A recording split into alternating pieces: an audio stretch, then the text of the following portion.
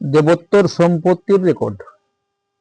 দেবোত্তর জমির রেকর্ড করতে পারছেন না?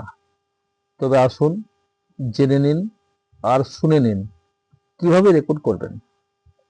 আসল কথা হলো, দেবোত্তর সম্পত্তির উৎপন্ন ফসলের টাকা দিয়ে দেবদেবীর পূজার খরচ বহন করা হয়। কিন্তু বিশেষ কারণে মন্দির কর্তৃপক্ষ মন্দির সংস্কার কাজের জন্য কমিটির পক্ষ থেকে জমি বিক্রয় করা হয়।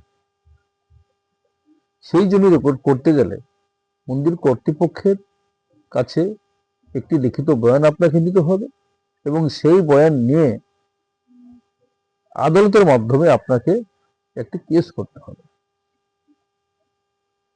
আদালতে হাকিম সাহেব এই কেসের একটা রায় দিবেন। সেই রায়ের ভিত্তিতে আপনাকে বিএলও অফিসে গিয়ে রেকর্ডের কাজ করার জন্য দরখাস্ত করতে হবে। বিএলও সাহেব তখন আপনার রেকর্ডটি করিয়ে দিবেন।